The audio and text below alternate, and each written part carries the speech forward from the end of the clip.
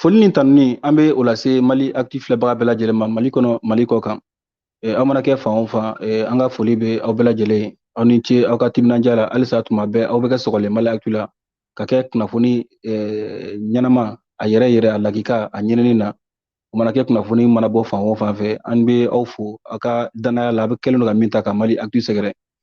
Bi su in na ka kɛɲɛ ni Mali ka qualification min kɛra 3e tour la ni o ye mondial éliminatoire ye. Aw bɛɛ lajɛlen b'a kalama kabiri Ala ka an ka jamana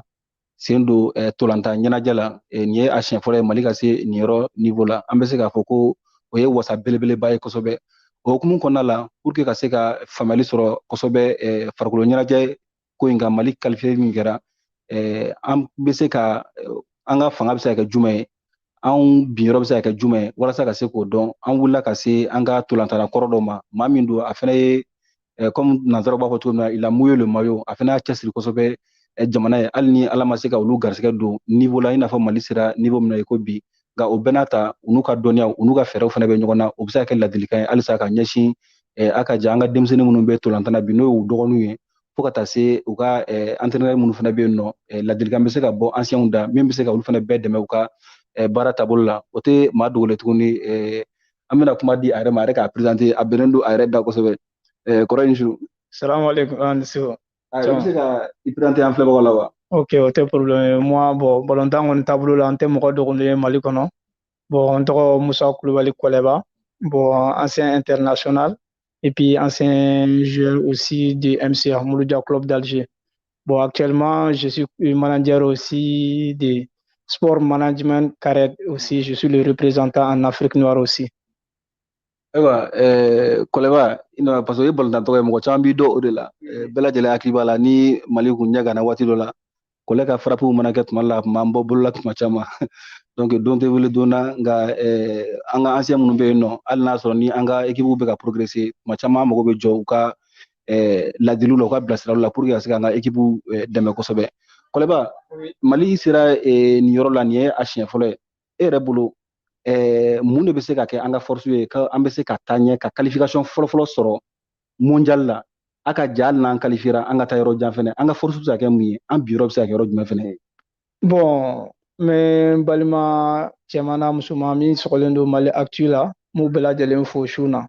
donc an ka équipe nationale u ka parcours la vi maintenant u qualifiera ka na derrière cadrage la donc tirage ka ɲi ka k'o la bon ni équipe in c'est des générations qui se suivent donc u ka force yɛrɛ o bɛ yen bon entraîneur est mieux placé pour nous dire ça donc u ka encadrement yɛrɛ kɔnɔ anciens joueurs b'a kɔnɔ tel que Fuseni et puis Maha aussi donc équipe yɛrɛ ne yɛrɛ bolo équipe ka point fort yɛrɛ solidarité bon c'est des jeunes ils sont solidaires entre eux cohésion bɛ bon balontan yɛrɛ la souvent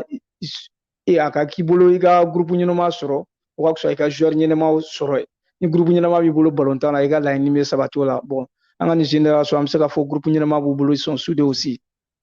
Mais est-ce que le fait que an ka entraîneur cette fois-ci est-ce que le fait que o ye malien ye a bɛ kuma kan na fɛnɛ ani joueur tɔw bɛ ɲɔgɔn fama min na est-ce que o fɛnɛ tɛ ka jouer kosɛbɛ an ka Mali ka performance la parce que n'a jateminɛ an ye waati jan min kɛ ni nanzaraw ye minnu bɔra kɔkan ka na entraîneur la an b'o kɛ ni an yɛrɛ ka malien entraîneur locaux ninnu ye est-ce que o fɛnɛ tɛ k'an favoriser kosɛbɛ wa? Bon n bɛ se k'a fɔ ko o bɛ k'an favoriser bon Mali yɛrɛ de tɛ k'a faamuya bon n y'a jateminɛ k'a lajɛ sisan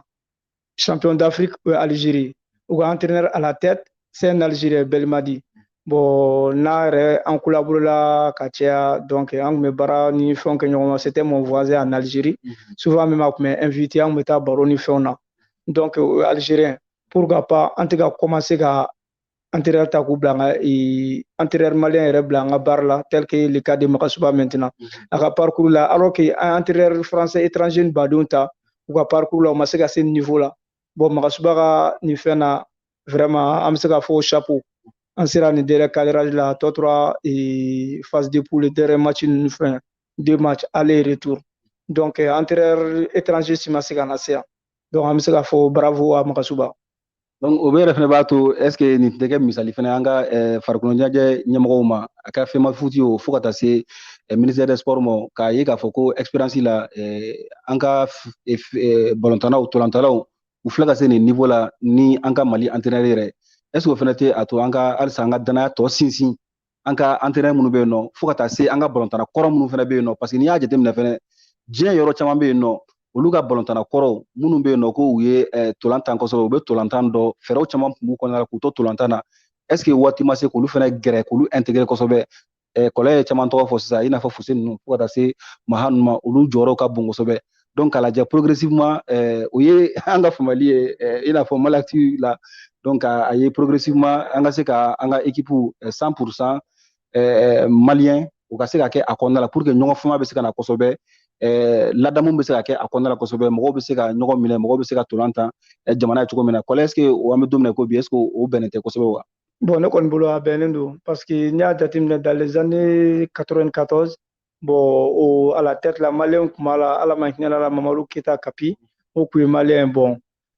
après u ka parcours kɔfɛ u nana don étranger ko la donc u ma se ka se n'an ye jusqu'à nin phase ɲɔgɔnna la tel que Magasuba bɛ ka se n'an ye yɔrɔ min na a nafa ka bon c'est très très important parce que an bɛ ɲɔgɔn ka kan mɛn o ye kelen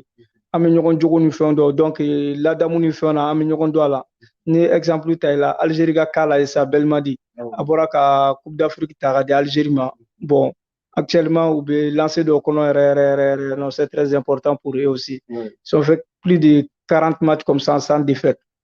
mun m'a yira an na an fana tɛ se ka entraîneur locaux fana ta k'o bila tel que Magasuba bɛ ka cas min kɛ nin o ta k'o bila pour que an ka performance bɛ se ka yɛlɛn ka taa ɲɛfɛ. Bon an ɲɛ b'a la k'a fɔ ko an ka stade 26 mars ni o ye an ka nin waati laban ninnu na tolantanba ninnu bɛ taa kɛ o yɔrɔ la an y'a k'a fɔ ko ministère de la jeunesse et des sports u ye wulikajɔw sabati walasa ka se ka yen yɔrɔ labɛn kosɛbɛ afin que ni aller retour bɔra maintenant an ka se ka kɛ FIFA ka laɲiniw an ka se ka o sabati infrastructure ko la mais hali ni o fana bɛɛ kɛra est ce que belebeleba man kan tɛ ka kɛ joueurs fana ka motivation ba las'u ma pour que u bɛ se ka courage sɔrɔ halisa c'est vrai jamana ko don bɛɛ lajɛlen kan ka i jeniyɔrɔ fi mais o fana kɔnɔna la maintenant fa ka i ni condition dɔw fana ka kan o fana bɛɛ lajɛlen ka ɲi joueur ma est ce que u man kan tɛ k'o yɔrɔ fana lajɛ wa. Bon caman bɛna kelen f'i ɲɛna o kɔnɔna na n tɛmɛna sira fɛ donc n'i y'an ka balontan yɛrɛ jateminɛ k'a lajɛ vi joueur bɛ condition min na supporter caman bɛ u t'a dɔn a dɔw bɛ ni i bɛ i ka club la sisan ni équipe nationale ye billet ci ma en général caman bɛ u t'u bila hali première classe la par contre ni mɔgɔ bɛ ne ni Nigérian dɔ tun bɛ équipe kelen na an bɛɛ delila ka convoqué a tun kan ka escale kɛ Bamako an nana Algérie la ɲɔgɔn fɛ donc a tun bɛ première classe la donc an tun bɛ passage économique la donc olu bɛɛ c'est natu olu bɛɛ motivation joueur bolo en plus ni nana don a prime ko fana na vraiment n'i ye malien joueur ka prime lajɛ ka mɛ Algérie de don kosɛbɛ k'u ka prime lajɛ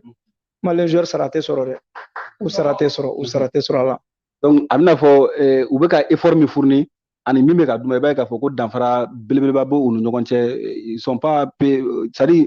u ni min ka kan yɛrɛ la ka kɛɲɛ n'u ka cɛsiri ye i b'a sɔrɔ u tɛ ka d'u ma kosɛbɛ et je pense que an ka jamana ɲɛmɔgɔ kura surtout an bɛ furancɛ fanga kɔnɔna la u bɛna u miiri nin yɔrɔ bɛɛ la parce que hali jamanaw kɔnɔna la gɛlɛyaw binna jamanaw kɔnɔna la balontan de kɛra sababu ye ka mɔgɔw caman bɛ yen nɔ u ye jisuma k'u koli ji la i n'a fɔ an kɛrɛfɛ an kɔrɔ n'o ye Côte d'Ivoire ye a kun gɛlɛyara yen waati dɔ la DJ Drogba ninnu ka génération u sera ka taa Abidjan kɔ t'u ɲɔngiri yɛrɛ joueurs yɛrɛ walasa ka se ka mɔgɔw ka ɲɔgɔn minɛ mɔgɔw ka jamana lajɛ an bɛ don min na ko bi an bɛ se k'a fɔ ko o gɛlɛyamisɛnnin dɔ fana bɛ an fɛ yan nɔ farikolo ɲɛnajɛ balontan fo ka taa se a kɛbagaw yɛrɛ fana ma a kɛra minnu b'a la o fo ka taa kɛ minnu fana bɛ sɛgɛnnafiɲɛ bɔ la i n'a fɔ kɔlɛn ninnu bɛ cogo min na olu fana bɛɛ kan ka se ka o rôle jouer Mali kɔnɔna la pour que bɛn ka se ka na keleya ka se ka na an ka jamana kɔnɔna la cogo min na ni farikolo ɲɛnajɛ sira ye Kolèba kumakan laban jumɛn y'i bolo ka a lase an filɛbagaw ma. Bon kumakan laban bɛ n bolo ka na se an lamɛnbagaw n'an filɛbagaw ma n ye fasoko de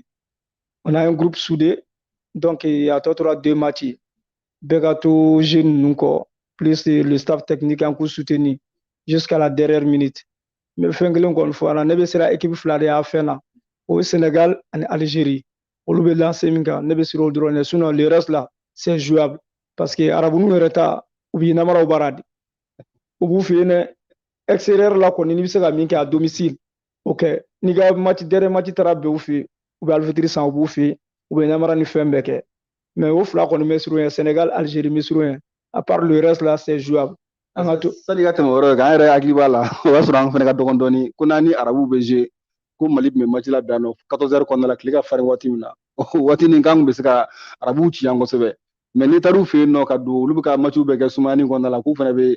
revanche ta kosɛbɛ mais est ce que an bɛ don min na ko bi Kɔlɛ est ce que o bɛɛ yɛlɛma ma don o bɛɛ la sisan wa est ce que arabu bɛna se ka kɛ an ka bête noire ye tuguni avec la génération que nous avons. Oui, bon, arabu kɔni a bɛ se ka k'a ye parce que i b'a dɔn o bɛ sɔrɔ changement climatique de fɛ yen parce que 4 saisons de b'u fɛ yen alors que chez nous on a 2 saisons donc i bɛ taa sɔrɔ tile b'an fɛ yan wagati min na n'o bɛnna n'u ka nɛnɛ n'an jouera n'u ye tile kɔrɔ an bɛ se k'u ci an b'u sɛgɛn mais ni nɛnɛ b'an fɛ yan i bɛ taa sɔrɔ nɛnɛ fɛnɛ b'u fɛ yen u bɛ adapter à la facilement i ma o de bɛ fili bɛ caman bolo ko an ka bɔ n'u ye tile kɔrɔ par contre n'u ka tile fɛnɛ daminɛra u ka tile ka jugu n'an ta ye dɛ u ka yɔrɔ dɔ bɛ ani yɔrɔ si tɛ taa Gawo ni Kidali ninnu tɛ funteni na bon o la u kɔni bɛ jouer 19h 21h i ma Ayiwa Kɔlɛ a faamuna donc Kɔlɛ yɛrɛ y'a yira ale ka inquiétude ye équipe fila ye ni o ye Sénégal ani Algérie ye et je pense que an ka génération min bɛ an bolo an bɛ se ka an jigi da o kan k'a fɔ ko kɔrɔlen na Sénégal ni Algérie kɛra siranfɛn ye cogo min na an b'a ɲini Ala fɛ ni an ka joueurs ka cɛsiri ye ni entraîneur n'a ka fɛɛrɛ n'a ka miiriya ye an fɛnɛ ka kɛ Algérie ni Sénégal ni Côte d'Ivoire ninnu fɛnɛ bɛɛ lajɛlen ka siraɲɛfɛn ye an ka k'u ka bête noire ye an bɛ aw fo aw ka kulomajɔ la nin kun ye an ni Kolɛba nin kun ye n'ale ka interview bi walasa ka se ka hakilinata di Mali siɲɛ fɔlɔ min filɛ nin ye ka qualifier ka taa 3e tour la n'o ye Coupe du Monde 2022 n'o o ye o éliminatoire ye an b'a yira aw la k'a fɔ ko a ma ban fɔlɔ match fila bɛ yen nɔ ni Mali y'o de gagné maintenant o ye Mali confirmé k'a fɔ ko an qualifiera pour la première fois dans l'histoire an b'a ɲini Ala fɛ Ala ka o nɔgɔya ye nin kun ye aw balimakɛ Elbasi Camu ka lase ka taama ka na se Musa Kulibali di Kolɛba ancien international malien ka na a ɲininka ka se ka dakuruɲɛ fila fɔ an ye Mali ka qualification min kɛra 3e tour la aw ni ce aw ka kulomajɔ la aw k'an bɛn a ɲɔgɔnna wɛrɛ ma